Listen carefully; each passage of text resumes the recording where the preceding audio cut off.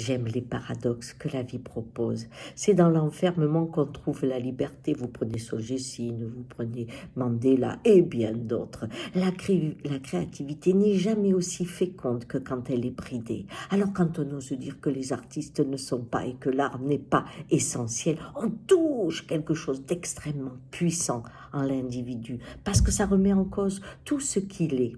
Or, les artistes sont des médiums.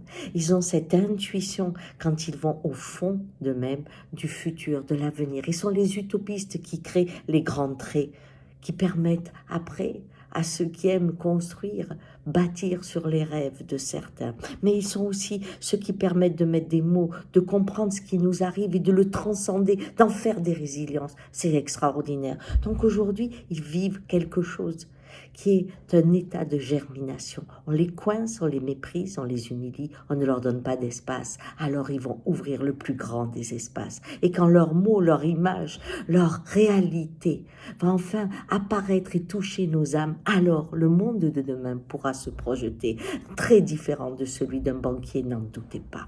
Donc moi je suis vraiment optimiste. Et il y a maintenant des actions qui associent l'artiste, la politique et l'écologie. J'adore ça. Il y en a une, par exemple, à Marseille. Il y a ces jeunes qui font ces fameux sauts, qui montent sur les murs, qui sautent entre les toits. Eh bien, ils ont trouvé le moyen d'avoir un acte citoyen écologique et politique en sautant très haut pour éteindre les enseignes lumineuses. Eh bien, ça, c'est fabuleux, parce que ça associe le corps, la tête, le cœur et l'esprit, et la joie, mais aussi la loi qui est transgressée, car on devrait éteindre ces enseignes lumineuses. Vous voyez, il y a un monde qui va être créatif comme jamais. Et moi, j'attends de voir ce qui pousse. Et vous, allez, les artistes, au boulot. On attend de vous beaucoup. Et même si cette période est douloureuse, sachez-le, vous allez au cœur de votre créativité, même si c'est douloureux. Et demain, vous êtes le bonheur de notre futur. Ciao.